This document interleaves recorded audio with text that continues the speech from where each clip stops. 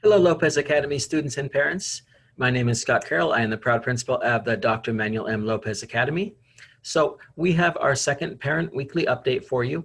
This is a chance for us to share some information about questions we've been getting from parents, and hopefully they answer some of your questions. So as we go through, we want to thank you in advance for your time, and we hope to help you out. Please feel free, like you can reach out to us at any point, either calling our office or stopping by, though, if you do have questions. Our goal is to answer your questions, and hopefully this presentation does some of that tonight. But once again, reach out at any point to us, and we are more than happy to help out. All right, we're going to start tonight by talking about 7th grade immunizations. As most of you know, there are several required immunizations for 7th grade students by California law, including Tdap and varicella. Both of these are required for students to complete prior to attending 7th grade. We do have approximately 35 students that have not yet met this requirement. If you would know if your student was one of those. We've sent letters, calls, emails. We've sent a lot of information home, but just know this is required, and the timeline is almost up for students who have not yet met this requirement. If you are one of those families that needs to meet this requirement still, there are many walk-in locations within the city of Oxnard that you can take care of these immunizations right away. If you need information about where those are, please reach out to us and we can share that with you. But it is very, very important that your student, if they have not met this requirement, does so right away. All right, we want to talk a little bit about Wednesday student attendance. We spoke with many of you parents with questions about what Wednesday attendance looked like.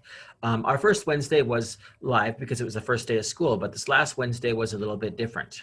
So we want to remind you that, first of all, Wednesday is absolutely not a day off for students. California law requires students have 180 days of instruction per year. So even though they're not required to attend live Zoom sessions on Wednesday, they are required to complete work by law. So students should have an assignment to complete from every single class on Wednesday. Completing that assignment within a reasonable time, the deadline is set by the teacher on Wednesday. Completing that assignment or that task is what will count the students as present for that day. If students do not do the work assigned by the deadline, they will be marked absent on Wednesday. So it's very, very important to know that. Like I said, Wednesday, once again, attendance is 100% based upon whether a student has completed the assignment from each of their teachers. So they'll get 6 different, either present or absent on that day. If for some reason you don't know what's been assigned, have your student check Google Classroom and Canvas. If you're not sure still, you can always email the teacher. Teachers are working that day and checking in with students, so they will answer your emails. But it's very, very important that students do complete whatever is assigned to get credit for school on Wednesday. We do have a few teachers that are doing optional Zoom sessions for additional support on Wednesday. Once again, these are optional, not required for students, but we want to make it clear that going to that Zoom session is not the same as completing an assignment. So students still need to complete all work for Wednesday in order to get credit for attendance on that day. If you have an attendance question, like your student was marked absent and you think they were there, or any questions about attendance, the best thing to do is to start with the teacher. Keep in mind, the teachers are taking attendance in the Zoom sessions every day except Wednesdays. So as the office, we don't know if your student was there or not. We can't make a change in student attendance unless we're told by a teacher that student was present. So attendance questions, please email the teacher directly. If you're not sure which class your student was absent for, you can always check in Student Connect. Our Student Connect or Parent Connect through CUE does have attendance. If you're still not sure, you can call our office and ask which class they missed. We can share that with you, and then you can email the teacher. All right, we want to talk a little bit about the best way to make sure that students get marked present. As we mentioned last week in our video, we are now taking attendance through Zoom. Every day except Wednesday, which is a new challenge for teachers. So it's definitely more challenging than when we're physically in the classroom. So we have these 4 tips for students to make sure that they are getting marked present in their class. Please share these with your students if they're not watching this with you. First is very important. We are requiring that all students have their first and last name on their Zoom link. So when they go in for live Zoom, it should have first and last name. It should not say hey doc / whatever the default name is. It should have their first name and their last name as it is on the attendance sheet so that teachers know if they're there or not. Students should be on time. Attendance usually takes place during the first 5 to 10 minutes of the class session. If students come 20 minutes in, 15 minutes in, 25 minutes in, a teacher very well may not notice them coming in. So students need to be on time. If students are late or they get kicked out of a Zoom, it is their responsibility then to email the teacher and let the teacher know they came in late, they got kicked off. If they do get kicked out of the Zoom for technical issues, we expect they will immediately try to log back in. But either way, we want them to email their teacher and let the teacher know either they were late or that they got kicked out and were not able to get back in if that was the case. But once again, if they come in late, that's one of the reasons why students are being marked absent, because teachers don't see them coming in unless students make the teacher aware. All right, last tip is to participate. If students are actively participating, they're talking with their teacher, they're posting in the chat when asked to do so, they're raising their hand when asked to do so, they will be noticed by their teacher and they will far more likely to be marked present. So if students are participating, the teacher is going to have a much better idea of whether they are there or not. So talk to your student about all 4 of these tips for making sure they are marked present. You can also see on the right there our Zoom expectations. Please also note that we do expect students to have their cameras on when they're Zooming, otherwise we don't know if they're really there. If you have an issue in which your student cannot use their camera, please reach out directly to the teacher or to myself or our counselors and let us know why that is. But we do expect students are going to have their camera on throughout the Zoom session so we know they're participating. All right, we are trying very hard to encourage our students and teaching them how to use their email. Just this week, there was a brand new app uploaded to every single iPad that every single student has. It's a Gmail link right on the iPad. Students can click right on the Gmail icon and it will take them right to their student email. We want students checking their email every single day. That's the first thing they should do before logging in even to their first class, is check their email. We also want them to be emailing teachers with questions, and we want parents to email teachers with questions. It's the best way to communicate with teachers throughout the day. You can find, once again, all of our teacher email addresses on our school website. Also, parents, we encourage you, if you have questions about the class, we have almost 50 teachers here at Lopez. So most likely, if you call the office, we're not going to have the details about assignments. We're not going to know exactly what's going on in the class. The best person to ask questions to is the classroom teacher. So please email them and you'll get your question. Within 24 hours, you should get a response. All right. We're going to pump up a little bit here our Wednesday Family Q&A Zoom session.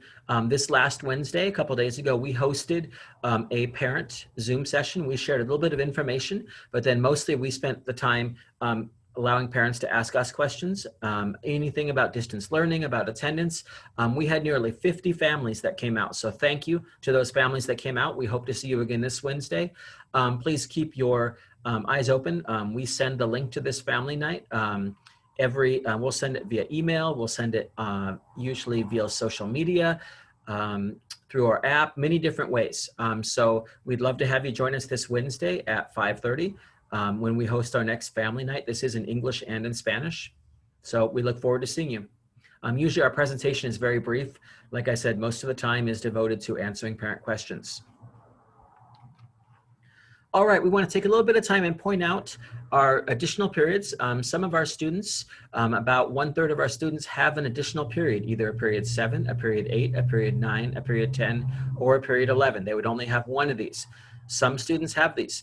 You would know because it would be on their schedule. Students are required to attend these additional periods. These are not optional. These are for a grade and required just like all the other classes. If you have a question about why your student has this extra class, feel free to give us a call. We'll talk about that. But these are required classes. We're finding that some of our students are going through periods 1 through 6. But if they have this extra period, maybe they're not reporting to this extra period, which is resulting in an absence. So please make sure if your student has a period 7, 8, 9, 10, or 11, that they are reporting at the correct time, Zooming, just like they would for their other classes. And you can see all the times here. And those teachers have already sent out all the Zoom links as well. If you have questions, please reach out to the office and we can help you out with this. All right, I want to give a quick reminder to our families that even though we are not here physically on campus, meal distribution is taking place in Oxnard School District still. So beginning Tuesday, August 25th, so beginning this week, meal distribution resumes twice a week, every Tuesday and Thursday between 7 and 9 in the morning and 5 and 7 in the evening. So every Tuesday, Thursday, 7 to 9 a.m., 5 to 7 p.m. Children do not need to be present during food pickup, but family meal tickets are required with a student ID. So you should be receiving, if you qualify for free reduced lunch, a meal ticket with student ID that you'll bring with you to one of these 2 days to pick up your food on either Tuesdays or Thursdays. You can see the number there. If you have any questions, you can call our Child Nutrition Services at 385-1501, extension 2430. Once again, 385-1501, extension 2430, if you have any questions or you are in need of a family meal ticket. Just so you know, meals include breakfast, lunch, and supper staple foods. Staple foods are based upon availability. First come, as supplies are limited, first serve. So please make sure you arrive as close to those times as possible. And food distribution is taking place during those times at Driffle, Harrington, and McKenna. So it's not taking place here at Lopez, but it is at Driffle, Harrington, and McKenna, which are all a short walk from our location on this campus. All right. I want to talk a little bit about how you can stay aware, parents and students, of what's going on with us at Lopez Academy. You have many, many ways to do that. We want to share some of these. First of all, we have a brand new Facebook page. We got a new name, so we migrated to a brand new Facebook page. So please like us if you liked our old page. We will no longer be posting there, so make sure you jump over and find us on our new page at Dr. Manuel M. Lopez Academy. You can also find our YouTube page. We post mini videos on there. Like this one will be posted there as well, so you can always check there for past videos with information. We have an Instagram page and we have Twitter. You can see all the links there. So those are all places to monitor what's going on. Make sure you're staying aware. Also, you can see in the bottom right-hand corner down here, you can see this is a copy of our homepage on our website. We are very religiously keeping that up to date. We try to put as much information as we can on there that's going to be relevant to you. You can go on there and find teacher emails. You can find frequently asked questions about distance learning. You can see a copy there of our simplified student schedule. You can see that we have archived videos that we've shown in the past. So this is a great place to start looking for any information that you may need. Last but not least, I want to put a plug in. We only have about 1/3 of our families that currently have an active working email account on file with us. We send out many emails with lots of information. It's our #1 way to communicate with parents. If we don't have an accurate information for you on file for email, you will not get this information from us. So if you don't have an email account, it is very easy to create. Just go to gmail.com. You can create it for free.